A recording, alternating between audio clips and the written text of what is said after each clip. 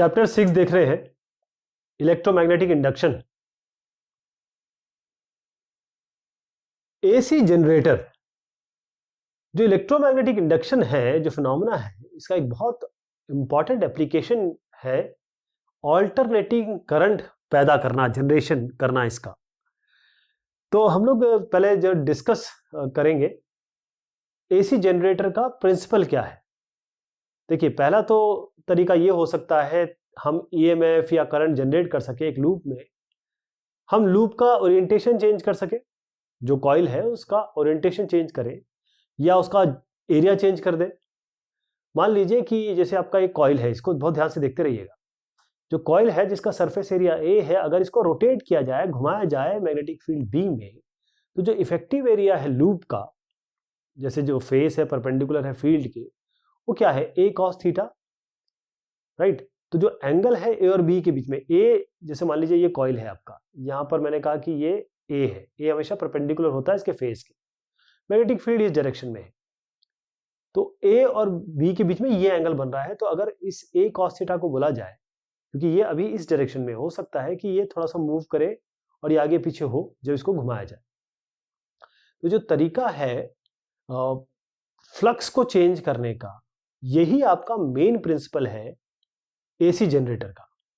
तो AC generator का main काम यह है कि हम मैकेनिकल एनर्जी को इलेक्ट्रिकल एनर्जी में चेंज करते हैं। जो बेसिक कंपोनेंट है किसी एसी जनरेटर के, वो आपके सामने है यहां पर। तो इसमें क्या होता है, एक कॉइल है, इस कॉइल को देखिए, ये किस में है, ये माउंटेड है किसी रोटर पे। मतलब एक रोटर होगा, ये जो रोटर है इसको ये घुमाएगा, जैसे ये डॉट डॉट डॉट लाइनें एक्सेल की दिख रही है, ये इसको घुमाएगा। मतलब ये जो पीला आपको एक कॉइल दिख रही है, ये घूमेगी। जो एक्सिस है रोटेशन की कॉइल की, जिसे हम आर्मेचर कहते हैं, ये परपेंडिकुलर है मैग्नेटिक फील्ड के डायरेक्शन के। इसका मतलब ये जो आपका लाइन है और ये जो मैग्नेटिक फील्ड है, ये दोनों आपस में परपेंडिकुलर है।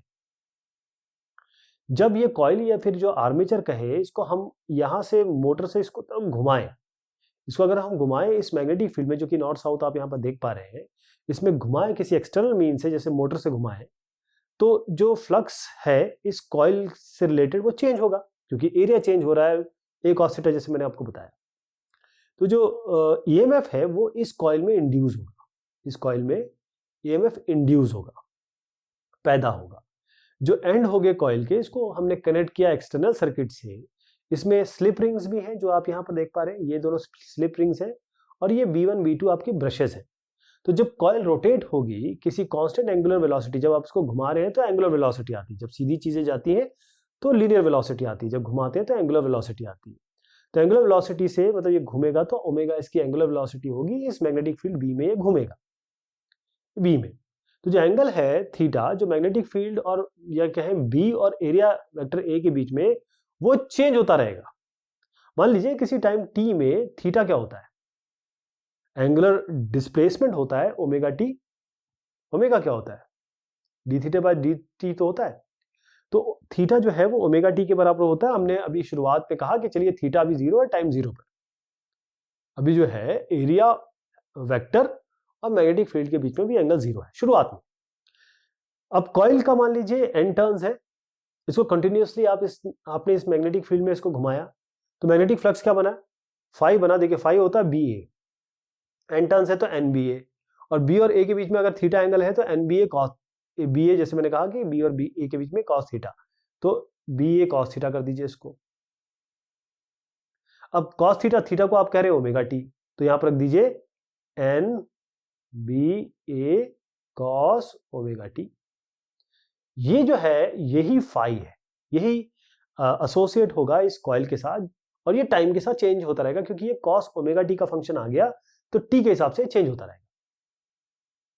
तो जो ईएमएफ इंड्यूस होगा कॉइल में, अब हम फैराडे लॉ लेते हैं। फैराडे लॉ क्या कहता है, ईएमएफ इंड्यूस, या वी इसको लिख लेते हैं अभी, वो होता minus d phi by d t. अभी मैंने बताया आपको कि फाई क्या है, N B A cos omega t, यहां पर रख दीजिए फाई की जगह। अब इस जो कांस्टेंट चीजें हैं उसको तो बाहर ले आइए, कॉस ओमेगा टी रहेगा, cos omega t minus sine omega t, minus minus cancel, sine omega t आ जाएगा। ये जो आपके सामने एक्सप्रेशन है, इसमें हम इस चीज को मान लेते हैं मैक्सिमम वेलोसिटी, क्यों, मैक्सिमम वोल्ट, सॉरी, ईएमएफ। अब साइन ओमेगा टी जब ये 1 होगा, तब ये ईएमएफ इंड्यूस्ड ईएमएफ मैक्सिमम हो जाएगा। जब साइन ओमेगा टी 0 हो जाएगा, तो ये मिनिमम हो जाएगा यानी 0 हो जाएगा। तो इसको हम कह सकते हैं वी मैक्सिमम। तो वी एम का ले लेते हैं इसको, जब ये कॉस साइन ओमेगा टी 1 होगा तो v equal to V M sine omega t. V M कुछ है नहीं, वी एम है आपका एन बी ए ओमेगा। तो ये इक्वेशन हमको बताती है कि जो इंड्यूस्ड ईएमएफ है कॉइल का वो वेरी करता है टाइम के हिसाब से, खासतौर पे साइन ओमेगा टी के फॉर्म में साइनोसॉइडल होता है। अब इससे आपको समझ में आ रहा होगा कि एसी क्यों बोल रहे हैं हम इसको। हम डीसी बोलते हैं डायरेक्ट करंट, एसी बोलते हैं अल्टरनेटिंग करंट। अल्टरनेटिंग करंट कुछ इस तरीके से होता है, क्यों? क्योंकि ये साइनोसॉइडल जा रहा है, ये साइन वेव है, इसीलिए अल्टरनेटिंग करंट है। टाइम के हिसाब से function basically sign omega T का है यहाँ पे। तो जो ईएमएफ हमको मिल रहा है इस ब्रश B1 B2 पे जो कांटेक्ट में है स्लिप रिंग्स के A1 और A2, तो आपको यहां से करंट मिलने लगेगा और इस हिसाब से मिलेगा ये, क्योंकि ईएमएफ ये जनरेट हो रहा है।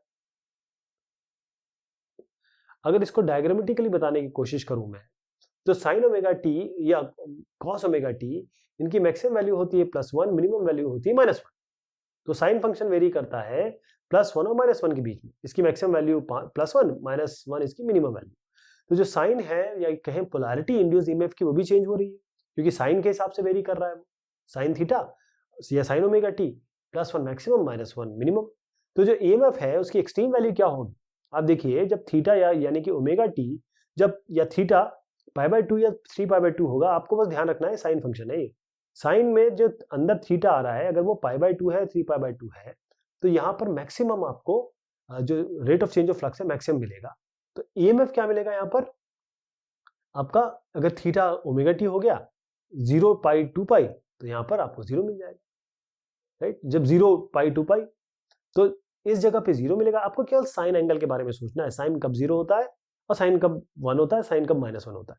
तो अगर मैं इसको डायग्रामेटिकली बताऊं, ये ग्राफ है आपका magnetic field magnetic flux phi और ओमेगा टी के बीच में, एसी वोल्टेज आपका वी और ओमेगा टी के बीच में। तो ये आपका मैग्नेटिक फ्लक्स चेंज हो रहा है, उसका डायग्राम है या फिर उसका ग्राफ है। और ये आपका इंड्यूस्ड ईएमएफ जो हो रहा है इस मैग्नेटिक फ्लक्स के चेंज होने के कारण।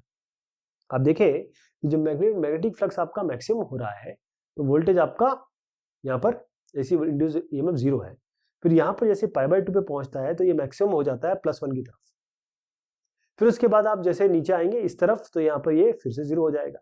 फिर यहाँ पर आप जाएंगे, यहाँ तो नेगेटिव की तरफ ये मैक्सिमम हो जाएगा। तो ये ऑल्टरनेटिंग करंट आपको इंड्यूस्ड ईएमएफ मिल रहा है, जिसके कारण आपको जैसे ईएमएफ मिलेगा वैसे करंट मिलेगा। अच्छा, इसको मैं दूसरी तरीके से बताऊं तो ये कॉइल को देखिए। अब ये कॉइल जो है मैग्नेटिक फील्ड की डायरेक्शन ये है। अब कॉइल जो है मान लीजिए इस तरीके से कॉइल है, ऐसे कॉइल है आपकी। अब ये एरिया वेक्टर ऐसा होता है, जैसे ये कॉइल थोड़ी घूमेगी एरिया वेक्टर ऐसा हो जाएगा, थोड़ा और घूमेगी ऐसे हो जाएगा। तो ये एरिया वेक्टर मैग्नेटिक फील्ड यहाँ चल रही है तो ये एंगल ये एंगल ये एंगल ऐसे अलग अलग बनेगा।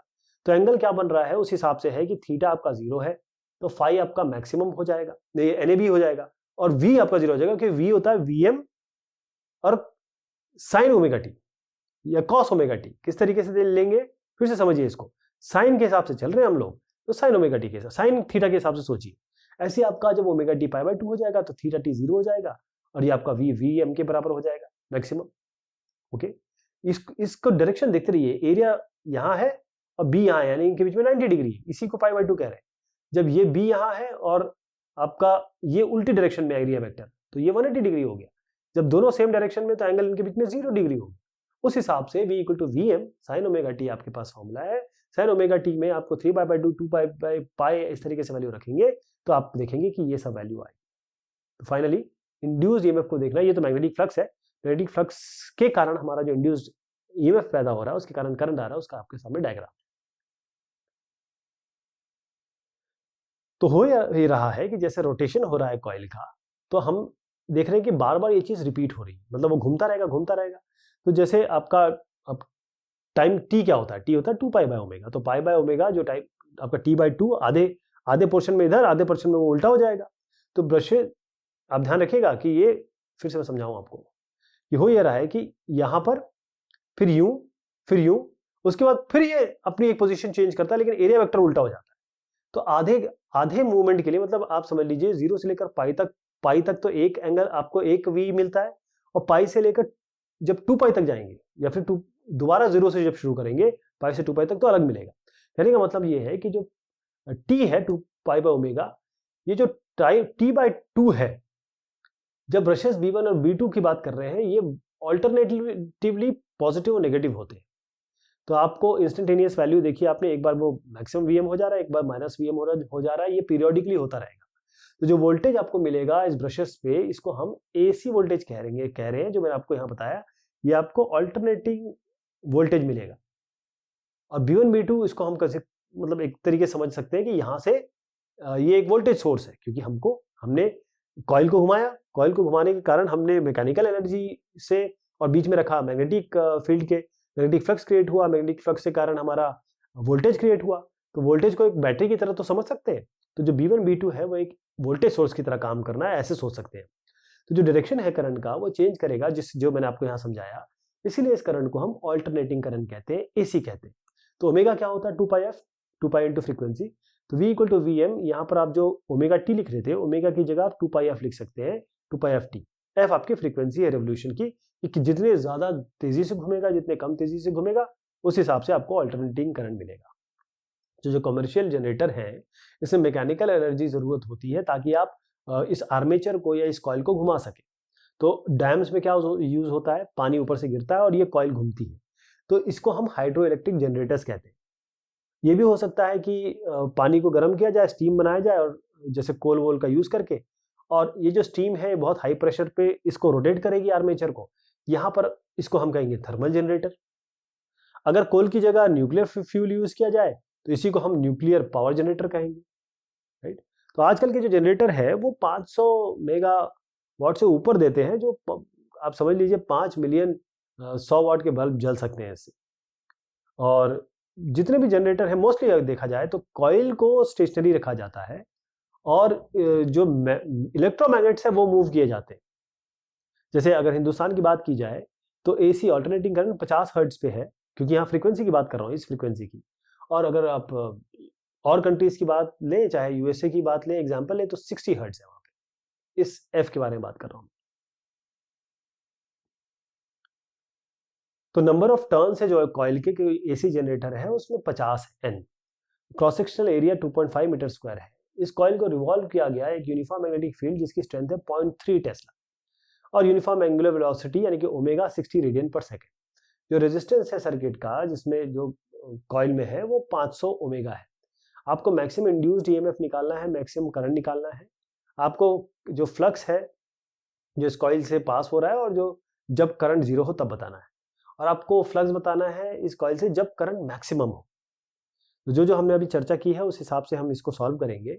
एंड जो दिया हुआ है पहले लिख लेते हैं। नंबर ऑफ टर्न्स 50 है, एरिया आपको दिया हुआ है, ओमेगा हमने लिख लिया, बी है, और आपका आर है मैग्नेटिक फील्ड, और आपका रेजिस्टेंस। तो सीधा फॉर्मूला लगाएंगे। जो इंड्यूस्ड ईएमएफ है जनरेट होगा एसी जनरेटर में, V equal to N B A omega sine omega t, यानी कि ये आपका V मैक्सिमम है। मैक्सिमम वीएम क्या हो गया? इसके केवल ये चीज ले लीजिए, ये सारी वैल्यू रखिए, हमारे पास सारी वैल्यू है। ये आपका 2250 वोल्ट आएगा, डिवाइड बाय 1000 कर दीजिए ताकि हम किलो में लिख सकें। 2.25 किलो वोल्ट हो गया। करंट कितना हो जाएगा? करंट हमारा होता है V by R. V M ये है, आर आपके पास 500 ओमेगा है, 500 ओमेगा को डिवाइड कर दीजिए, 4.5 एम्पियर होगी। अब जो इम्पीडेंस है वो प्योरली आपके पास रेजिस्टिव है। इसका मतलब जो करंट है वो जीरो होगा जब वोल्टेज जीरो होगा, यानी V equal to d phi by d t, ये जीरो होगा, यानी कि 5 मैक्सिमम होना चाहिए। 5 मैक्सिमम क्या है? एन बी ए, एन इंटू बी इंटू ए, ये तीनों वैल्यू रखिए, आपके 37.5 एवर आ जाएगा। और जब मैक्सिमम करंट होगा इसका मतलब वोल्टेज भी मैक्सिमम होगा। और ये क्या होता है हमारा? N B A omega sine omega T जब मैक्सिमम हो, इसका मतलब साइन ओमेगा टी क्या होना चाहिए? 1 होना चाहिए। साइन ओमेगा टी 1 मतलब ओमेगा टी आपका पाई बाई 2 होना चाहिए, राइट। तो जो फ्लक्स है phi N B A cos omega T अगर आप लें, और एन बी ए की जगह कॉस ओमेगा टी की जगह आप पाई बाई 2 डाल दें, कॉस की जगह, कॉस इस ओमेगा टी की जगह पाई बाई 2, तो यहाँ पर क्या आएगा? जीरो। तो जब करंट मैक्सिमम होगा फ्लक्स आपका जीरो होगा।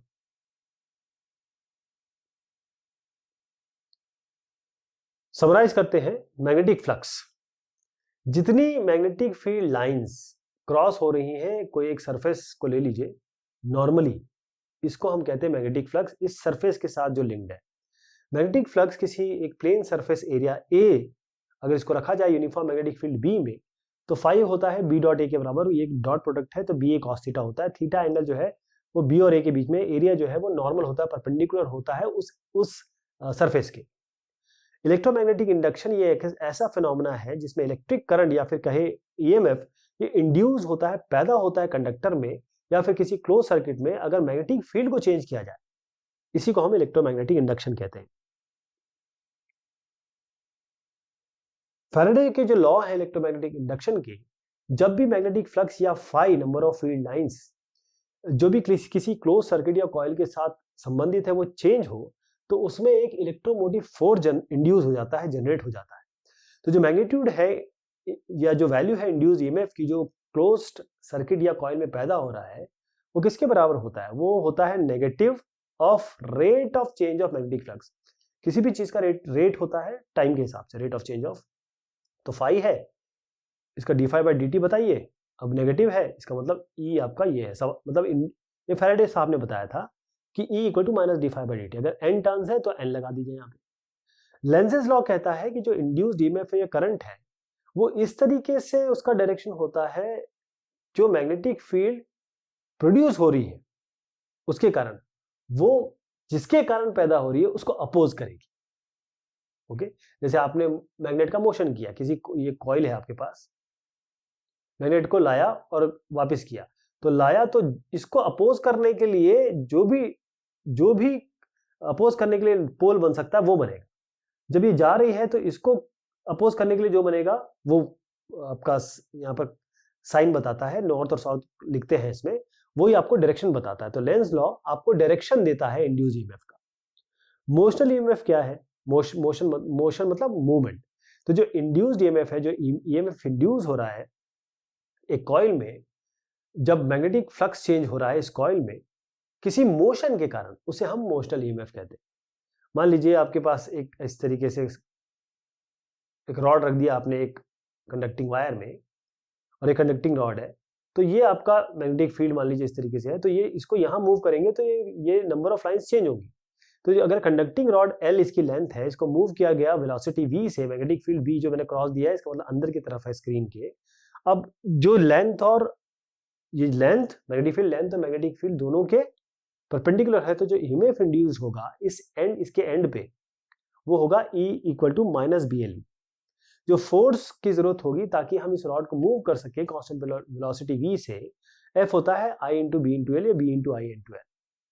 ठीक, तो अगर I की जगह हमने और जो चीजें पढ़ी हैं उसको हम रखेंगे, तो आपके पास ये B square L square V R mechanical power होता है फोर्स इंटू वेलोसिटी, इसको वेलोसिटी से मल्टीप्लाई कर दीजिए तो ये v स्क्वायर हो जाएगा।